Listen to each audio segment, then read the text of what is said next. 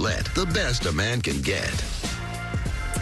Hi, everyone, and welcome to First Things First. I'm Jenna Wolf. That's the Hall of Famer, Chris Carter. This is Nick Wright. It might have taken us a week, but we made it to Friday. One step closer to some great matchups this weekend in the NFL. What's up, Steve? You look like you want to say something. You got another new, is that another new dress? And Jenna went on a shopping for real. spree, man. For That's real. another new dress? It is another new dress. Man, they don't. Another new dress. The budget, they just blew out the budget. I feel bad. the Should budget I be in year noticing three. that these blazers are, I feel terrible. No, it's not my strong Jenna, suit, but... No, you, Okay. don't worry. Don't get all, we're just giving you Fresh compliments. All right, I'll take They it. got new gear on. Man, if you think about Chris Carter, how many new dresses we've seen, think about how many new dresses she made Christine. No, I can't do that one, can't do that one. She must have bought 50 That is on the new ones. board. That is on the board. Christine's doing I am a great picky. job. Anyway, big show for you today. We start with the undefeated Ravens visiting the undefeated Chiefs.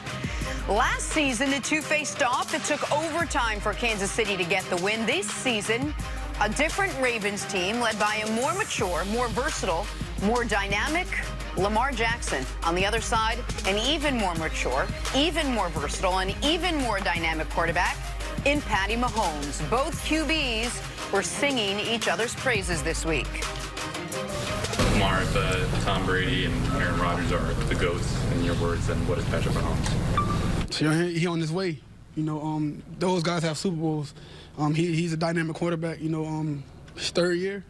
He's been doing a tremendous job. Former MVP. Just can't wait to compete against him again.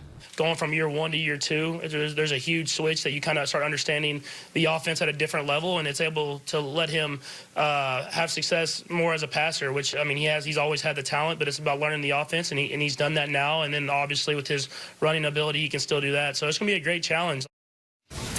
So both quarterbacks singing each other's praises. That's going to be the focal point this week when you look at this game to see how both come out and compete. See, let's start with the overall matchup here. How do the Ravens upset the Chiefs? Well, for one, you know their defense, the Ravens, Wink Martindale, their defensive coordinator. They play a 34 front.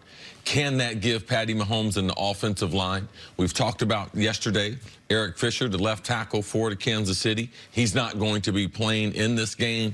And if you talk about Baltimore and covering Baltimore, they've been playing football back in Baltimore since the Ravens, 21 years. 18 of those years, they've been either in top 10 in either in scoring or in yardage. In yardage. And that's just an incredible stat. 18 out of 21. They have another defense that they've added, the free safety. Earl Thomas. Earl is playing well in the system. He's been re-injuvenated after struggling the last couple years there in Pete Carroll's system. But this should be an exciting game. How do they win? Baltimore's defense got to play outstanding. What is outstanding? If you can hold Kansas City in the 20s, 27 points, keep them under that 30, that's the way to victory. And we know time of possession. Which team in the National Football League leads time of possession? That's Baltimore. That has a lot to do with Lamar. I believe that Lamar, he's playing some of the best football of any dual threat quarterback that I've ever seen play the position. I came into the league with Randall Cunningham. I saw Michael Vick emerge. Neither one of them were able to play at the level as far as when they had their youth, been able to run and understanding concepts and throwing the ball effectively down the field.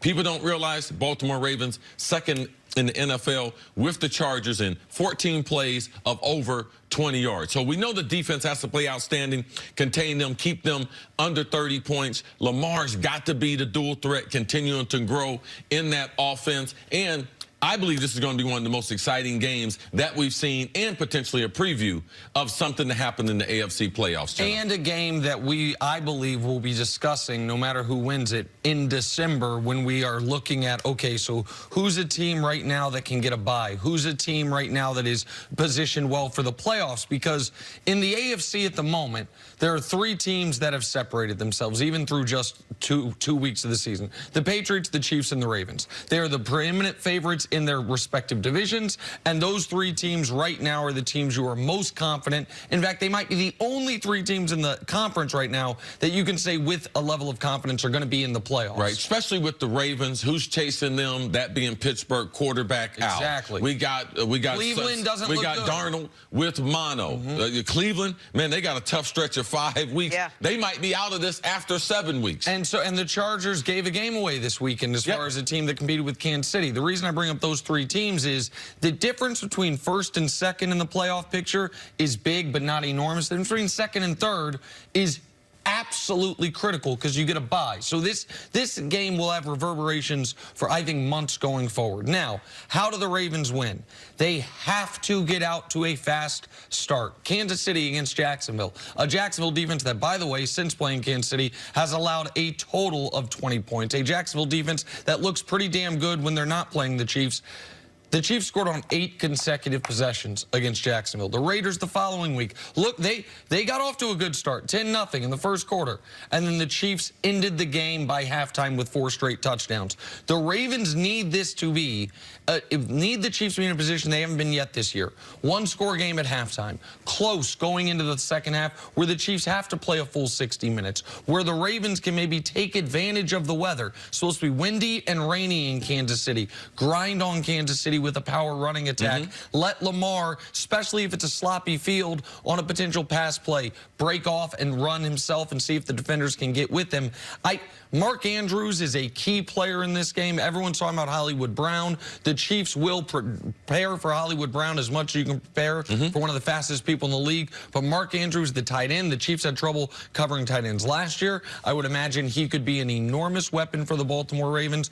But what, to me, this game is going to come down to is, can the Ravens score 30 points? Because I agree with Chris. I don't think you're going to be able to hold Kansas City to 17. Kansas City, at a minimum, is going to get 27, 28 points. That's a bad offensive game for them, even if they're playing a great defense. But right now, the only player in the league playing better than Patrick Mahomes is Lamar Jackson. So we're getting in week 3 a game between 2 players playing at a higher level than any 2 players in the league. Lamar's going to have to play great for them to go to Arrowhead and get the upset. Last season, the only game that really worried you as a Chiefs fan was this one against the Ravens last year. This is a much better quarterback in Lamar Jackson this year. He has a year under his belt. That was, what, an overtime loss for the Ravens? Lamar Jackson said he felt that loss and took it with him all offseason. He's now a stronger, better quarterback. How do these two teams differ from the teams you saw last season, and does that give the Ravens any more of an advantage? Well, I think that Greg Roman, the time that he was able to spend with Lamar this offseason, and what they have learned about pass coverages, how comfortable he's got throwing the ball. I was like, well, who do I give credit on TV? He said, well, I write the music and he raps. And so they're doing it together. They spent so much time. Lamar has worked on the basics of being a quarterback. What are my drops? What are my reads? Where's the ball going? Where are the protections weak? And that will affect this game more so than anything else that we've seen. One thing I know that Baltimore is excited about is when you watch that Raiders film, 3 of the 4 quarters, Kansas City didn't score. So, yeah, they did score 4 touchdowns in 1 quarter, but the rest of the quarters they didn't. And that Raiders defense does not present the problems or have the coverage people that Baltimore had. So, for me, Baltimore's always been strong up front. I believe their secondary, especially with their safeties, Lamar's passing, they're the difference between this year's game and last year's game, Nick. And last year's game, Tyreek Hill was playing. He's not playing in it. Last year's game, Eric Fisher was playing. He's not playing in this. So the Chiefs, I would argue, 2 most critical pieces of their offense other than their quarterback, their best offensive lineman, most important offensive lineman, the most dynamic receiver are out. And the other biggest difference is this. In last year's game, on the final play of the game, 4th down in overtime, the Ravens took Lamar off the field because it was 4th and, I think, 20, and he was such a limited passer that if they were going to go to a passing play, they felt more comfortable with Robert Griffin III being in there.